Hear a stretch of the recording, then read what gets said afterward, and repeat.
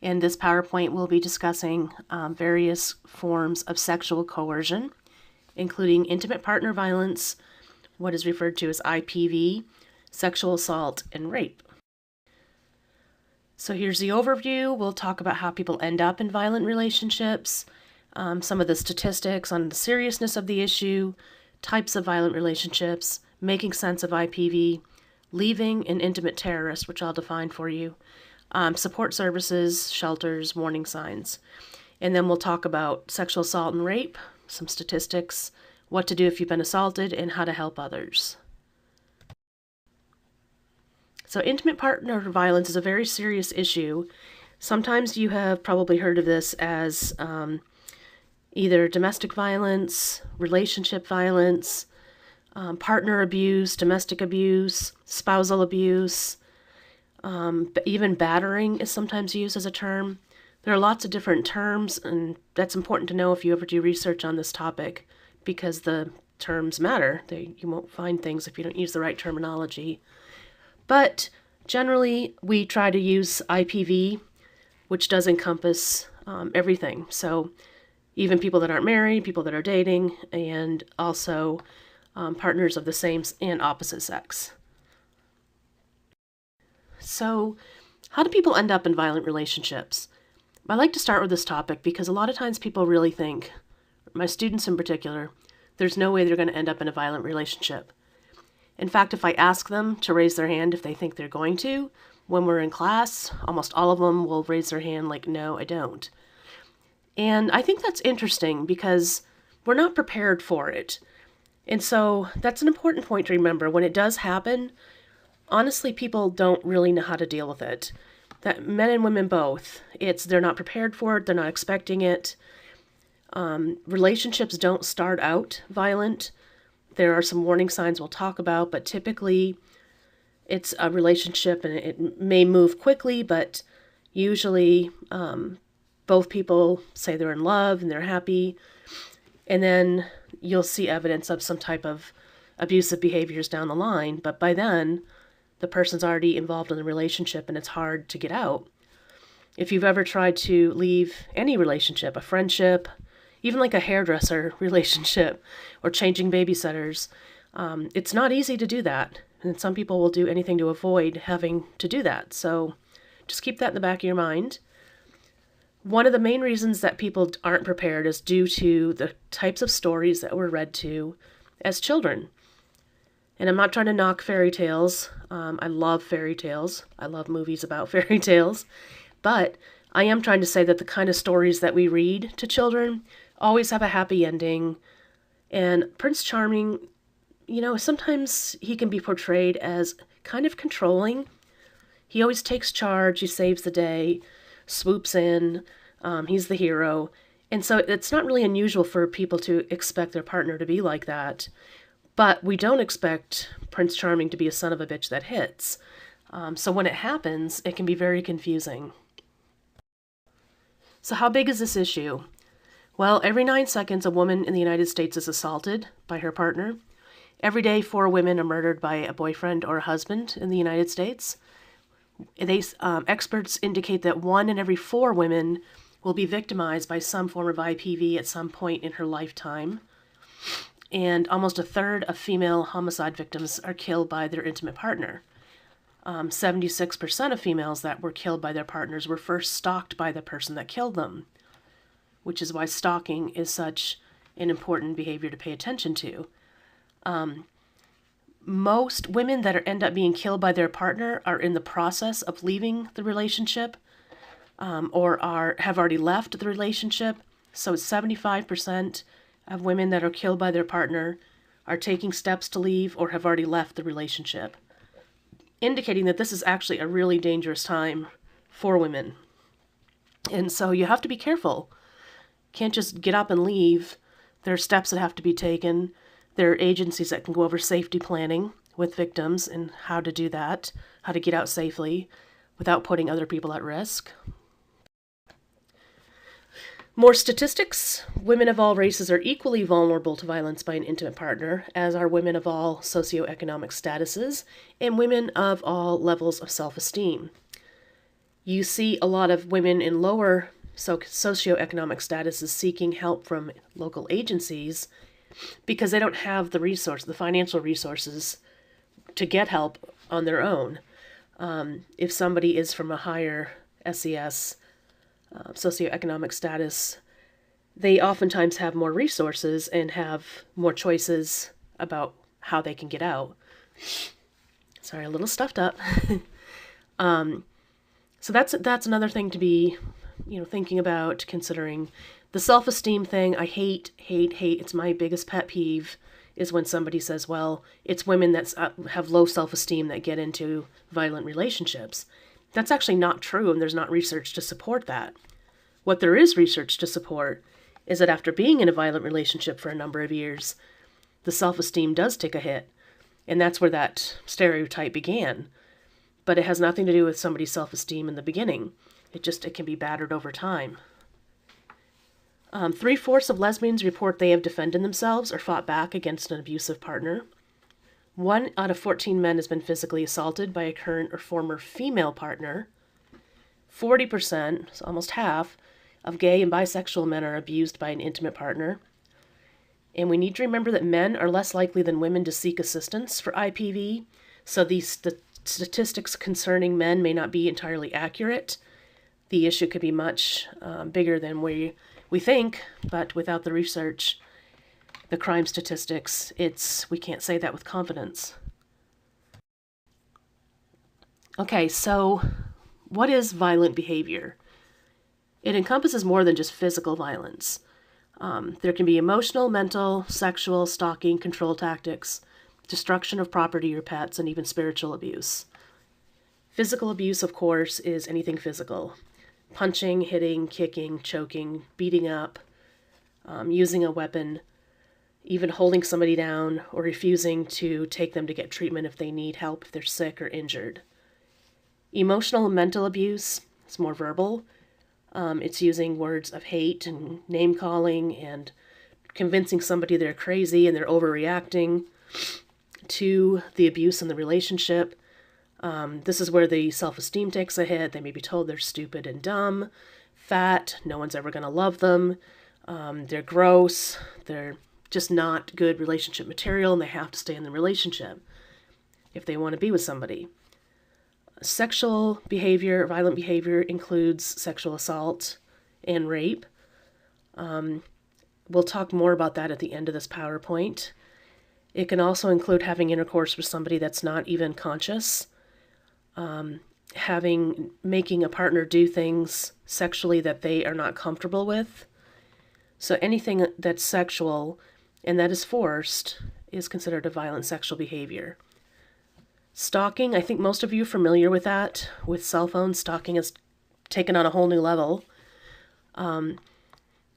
Back in my day, stalking was unwanted phone calls, unwanted mail, unwanted visits, sending notes, flowers, gifts, etc. But now with cell phones, you can actually text, and you can try to track people down, and you can follow them on social media. So lots of different ways to stalk, which makes it, of course, much more dangerous. And then there are control tactics.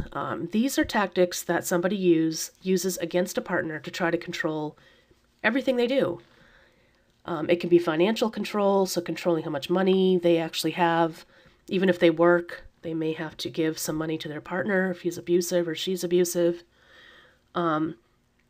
Using children as a form of control to get at the partner. The abuser oftentimes will use children as a tool, a pawn.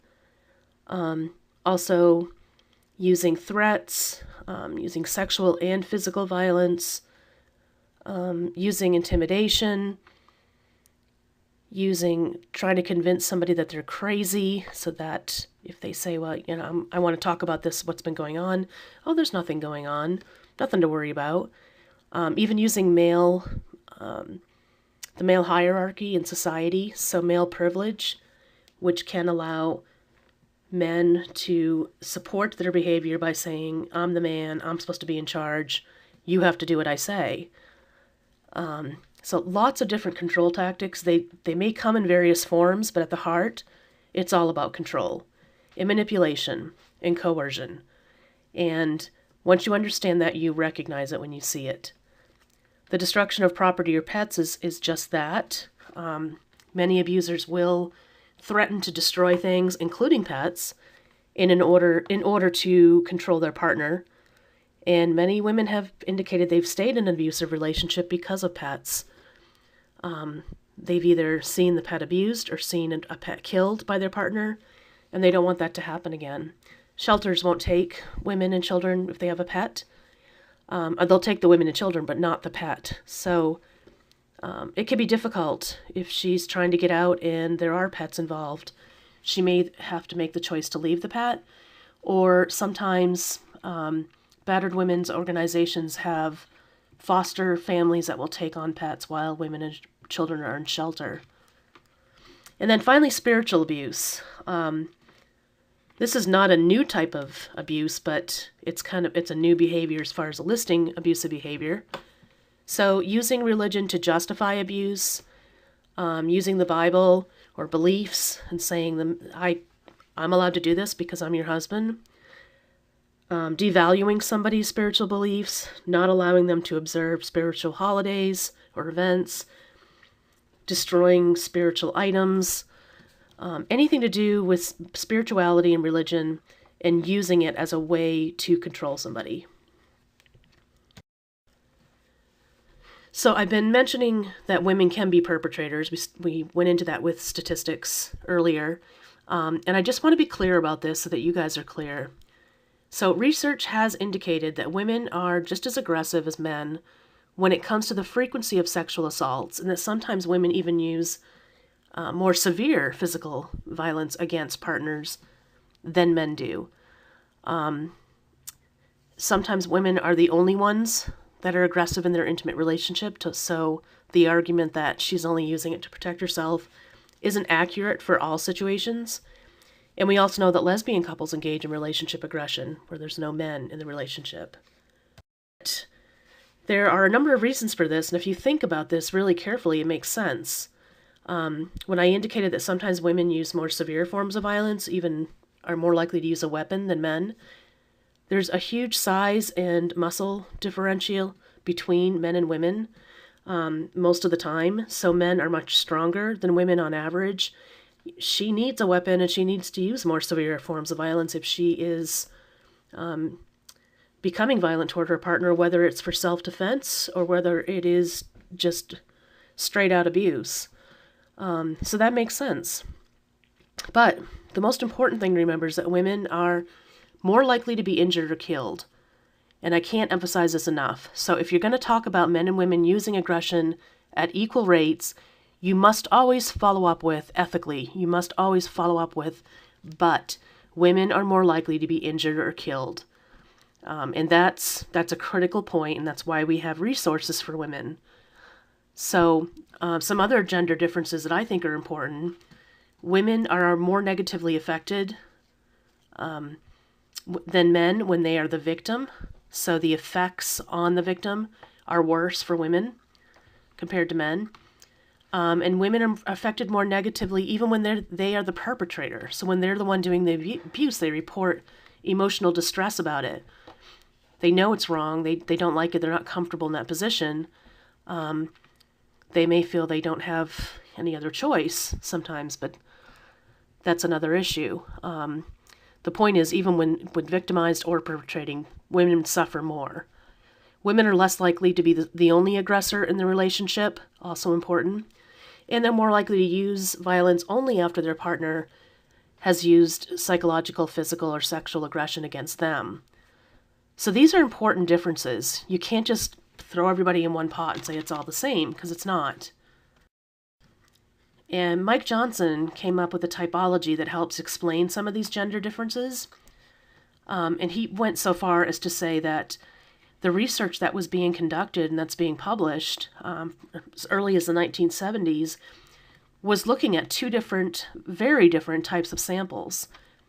They were either nationally representative samples, where a phone would dial randomly a number and people participate in a survey if they agreed to, or even randomized college student samples.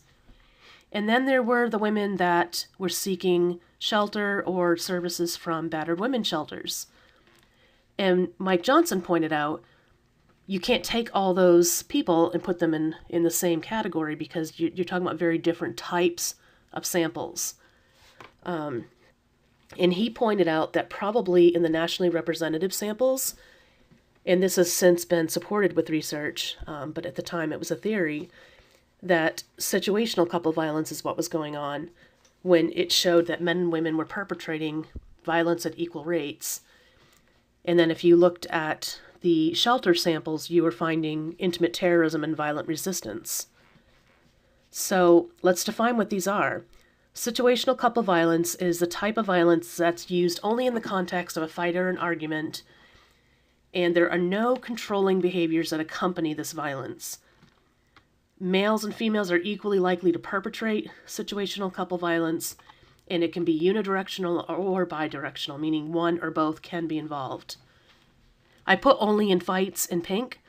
It's important to remember this is not a controlling type of relationship, but rather somebody using violence in a relationship because they don't know how to engage in conflict in a healthy manner. It's not to say that it's not important, and it's not to say that it's not dangerous, because it is, and people have died because of situational couple violence or been injured very seriously. But it is important policy-wise and treatment-wise, intervention-wise, to distinguish between the two, because it's not motivated by control. Intimate terrorist, on the other hand, is motivated by control. It's all about power and control. And I will post the power and control wheel on D2L. I can't remember if I have already, but I will. This is the kind of violence you see exemplified in movies, like Enough with Jennifer Lopez, Sleeping with the Enemy, Julia Roberts, Reese Witherspoon and Mark Wahlberg in Fear.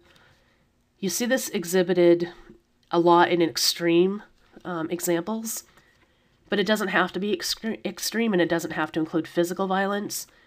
It's all about the power and the control. So 95% of the perpetrators are male. That means only 5% of perpetrators are female. So females are not as likely to engage in this kind of violence, and it's unidirectional. So there's one clear victim, one clear perpetrator. The violent resistance refers to someone that's using violence to protect themselves, their children, their pets, their property from an intimate terrorist. I put self-defense in pink because this is how you can think of this. Because it is a form of self-defense, 95% of the perpetrators are female, and it's considered bidirectional because the perpetrator is using violence against a violent partner. So there's two people engaged in violent behaviors. But it's kind of like a technicality. You got to think about that carefully. I've done a lot of research on intimate partner violence, and in 2006 I did research with Eastern students, women in particular, only women, and I asked them about if they've ever used violence, and I had some open-ended items. And you can see it was easy to classify these for me, knowing the theory. I mean, if you read these two scripts, they're very different. I have slapped my boyfriend in the face before. I did it because I was frustrated with him. We were fighting and he wouldn't let me talk, and everything I said, he went back against me. I didn't mean to do it. It was kind of a reaction to being mad and frustrated. Versus, I was married to my high school sweetheart for 3 years. I was hit, belittled, yelled at, not trusted, and had to account for every minute of my day. So when you're talking about both these women using violence and explaining why they did it, the question was, why did you do it? You can see they have very different reasonings. One centered around the aspect of control here, power and control. One without power and control, more about conflict tactic scales. So how do you leave an intimate terrorist? Most of the research we have focuses on leaving intimate terrorists, not situational couple violent perpetrators. This is primarily because leaving a situational couple violence perpetrator is not as dangerous and is not as scary because there's that lack of control going on. It's just a matter of ending the relationship, which is difficult to do. And it can be dangerous if the person reacts with anger and violence. So there still should be caution exercised. There are resources still that can be used to leave any violent relationship. It doesn't matter what kind it is. And I will point those out in a moment. So remember, it's hard to leave any relationship. Best friend, hairdresser, your neighbor, babysitter, whatever the case may be. But for intimate terrorists, there are 4 main reasons why it's hard. There's fear for the victims. And I point out again that most women are killed when they're trying to leave. They're also worried about more violence, losing custody of their children, being alone, not being in a relationship, and even dying. And then the resources, it's highly likely they're dependent on their partner for resources because the abuser is the one that's doing all the control. So money, the house, a car, healthcare benefits, dental benefits, etc. She may be afraid to leave because of that. Then there's beliefs. The belief that love conquers all. I can fix this if I just love them hard enough or more, or if I do this, if I. Well, it's not about the victim's behavior. It's about the abuser's behavior. And then religious beliefs can also intertwine here. People may think, oh, well, God wants me to be with this person, or my higher power says that, I only have one soulmate. It could be hard. A lot of people stay for these very reasons. And then even pressure from society to stay in the relationship, which can even come from family, friends, church pastor. You'd be surprised how many people will say, what did you do? Engaging in what I call victim blaming, indicating that she did something that caused it, which is untrue. Violence is always a choice that the perpetrator makes. Always. No if, and, or but about it. Chooses to use violence. We know this because he's able to stop when the police show up or a neighbor shows up. He tends to only use violence against his partner, not everyone in general. And he leaves bruises and marks, injuries, typically in places where clothing covers it. So that describes to me a very calculating, manipulative type of violence that is not something that's out of control or due to alcohol and drugs. Here are some of the services and support for IPV victims and survivors. And again, it doesn't matter what kind of violent relationship you're in. You can seek assistance from any domestic violence agency. There are hotlines. They offer typically counseling, support groups. They can help you legally, and they can even advocate for you in court. There's oftentimes life skills training involved or education. Shelters, usually a big part of a domestic violence agency, and sometimes even transitional housing. I mentioned earlier we would talk about warning signs. Here they are. Yes to even one indicates abuse in the relationship, so you don't have to have 3 or more. Any of these are abusive behavior. And it should be a warning sign. It should be a red flag. Particularly if you are starting to feel like you can't do anything because they're controlling everything you do. You need to be very careful about that and seek help and go over safety planning with somebody on a domestic violence hotline that can go over with you how to do that. Okay, sexual assault and rape. Statistics on date rape. So 84% of women that have been sexually assaulted say they knew their attacker. So it's less likely to be the stranger, more likely to be someone they know. 75% of the men and 55% of the women involved in date rape have been drinking or using drugs before the attack. The only reason I point this out is because a lot of times women feel like they can't report it because they had been drinking or using drugs. Doesn't mean they wanted to be sexually assaulted or raped. And even in some states, like the state of Illinois, if a woman is, or a man is, completely intoxicated, they can't give consent. The law says they can't give consent. So if somebody engages in sex with them, they're not doing it with the victim's consent. So just please know that that's not a reason not to report it, and don't blame yourself. If you were drinking or using drugs, it doesn't mean that you walked around saying, yeah, I'd love to be raped. That's not the case. I know that sounds silly, but people do engage in self-victim blaming a lot. Just to make that point, doesn't matter whether you know your attacker or not. No means no. And rape is a choice the rapist makes. So again, we're talking about deliberate behavior. It may not seem that way, but it is. Nothing that a man or a woman does invites rape, no matter what. So what is sexual assault? Most people are pretty clear on what rape is. Having forced intercourse with somebody against their will. You don't have to have a weapon. There can be just the threat of worry of injury if you do try to resist. Sexual assault includes just touching, forcing a person to join into unwanted sexual contact or attention. Can include vaginal, anal, or oral penetration, not just with a penis, but with objects, with fingers, etc. Sexual intercourse that you say no to. Rape, attempted rape, and even just being molested. What to do if you have been raped or sexually assaulted by somebody.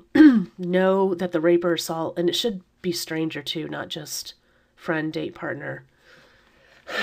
Excuse me. Know that the rape or assault was not your fault, no matter what. Because it's very easy to engage in that. I shouldn't have done this. I shouldn't have done that. I wore this. I drank that. No. I don't care if you ran naked down the street, danced at a party naked. You did not ask to be assaulted. If the attack just occurred, it's important not to wash or change clothes or douche or shower. You don't want to wash away or tamper with any potential evidence. At the very least, if you go home and you're not ready to call the police or report it, put your clothes, everything you had on that day, in a separate bag. Don't wash them and set them aside, because at the very least that can have evidence on it. It may contain the perpetrator's DNA and semen. So at the very least, that would be an important step to take. If you're feeling comfortable enough to call the police and go to the emergency room, I would call a rape crisis center first, like SACUS, because you can have somebody go with you to the police, go with you to the hospital, and they're going to advocate for you. They know your rights, and they're going to make sure that you are not forced to do anything or say anything that you're not comfortable with. That would be my first step. And then they can go with you and you don't feel alone. If the attack did not just occur, you can still contact a rape crisis center and ask them about, whether or not they offer support. I'm sure they do offer support. And what kinds of choices you have in regards to reporting. It's not always about reporting. And I don't want to seem like I'm putting just the emphasis on that. But the best way to stop this kind of behavior is to make sure it doesn't happen again. We don't, lay the foundation to make it easy for it to happen. And paper trails can be very important for this. 5 reasons to think about, at least, reporting. Your statement can help build a case against a perpetrator should they be accused again. So even if the police say, look, there's not enough evidence, this happened 2 years ago, we'll take down your statement, but we're not going to prosecute. Well, at least your statement's there. It gives you the opportunity to seek justice. Speaking up about it is one way to take control back. You'll receive information about support services in the area oftentimes once you do report. And perpetrators are typically repeat offenders. And they're probably going to do it again. So if your statement's out there, they do it again, now there's 2 people that have reported it, and it's more likely to be prosecuted and more likely that he will end up either in jail or at least on some type of sexual offender list. The choice is ultimately up to the victim, and the victim should not be pressured into doing things they don't want to do. Part of the empowerment is taking control of how you respond to the situation. So having somebody just say, okay, we're going to the police, I don't care what you say, that's not that's not allowing the victim to have a choice. So again, if that's, I've been sexually assaulted. I didn't shower. I did shower and I didn't save my clothes. I did everything that you're not supposed to do, because I know now what it feels like. And it's not, you just want to get clean. You just want everything associated with that crime off you and gone, which can make it difficult to prosecute later. But, the choice is up to the victim. I would say if I knew now, thinking back about just saving my clothes, I might have done that. But at the time I was thinking only about the evidence that was on me. And I certainly wasn't going to go to the hospital and have people probe between my legs again after I have just been assaulted. So anyways, that's my story, but people have their own stories, their own lives, their own situations, and they get to decide how they deal with it. Oftentimes people ask me, well, what can I do to help my friend, my relative, my sorority sister, my coworker, my mother, whatever the case may be? The most important thing you can do is listen. They may tell their story to you over and over again, and you every time probably want to say you need to get help, but you really can't force somebody to do that.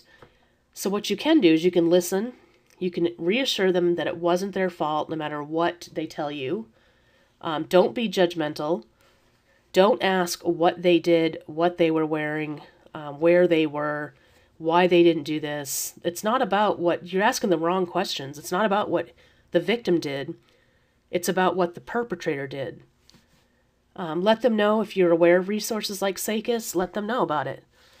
Understand that if somebody is in an abusive relationship, it can take time to leave. Leaving is actually a process. And if you understand that, it makes it easier to get why people go back. Each time a woman leaves an abusive relationship or a man leaves an abusive relationship, they're learning more about themselves and what kind of resources they have. So if they do go back, they have still learned something from that previous leaving, and that's just going to build confidence to eventually leave for good. Encourage your friend to seek help, but remember, you can't force them. Just as a community member in general, educate others about the issue, clarify misconceptions and stereotypes, volunteer at an organization that works with victims, or even donate clothing, items they need. Gas cards are always good. Walmart cards are good. That way victims can get, I don't want to say victims, survivors, clients can get whatever they want. And refuse to tolerate jokes or language that trivialize the issue. Because when you look on the continuum of oppression, that's where it starts. When we tolerate jokes or language that trivialize the issue, we're opening the door for other types of oppression to occur. I'm not going to laugh at that. I don't think that's funny. Intimate partner violence is not something that I joke about. And I don't. And when people refer to, I was wearing a wife beater shirt, I've even said, I don't find that appropriate. To call it's a white tank top, call it a white tank top. It doesn't have to be called a wife beater. And when it is referred to that way, it's almost as though it's funny and it's a joke. And I don't find anything funny about it. Some good resources, and it's always good when you're going to be working with individuals and families to have lists of resources sorted by the issue on hand, so that if somebody does ask, you have a file you can pull up, or you have handouts, whatever the case may be. Here's some of our local stuff at the beginning, including the EIU counseling services at the end. But the national networks, there you can call them or go to their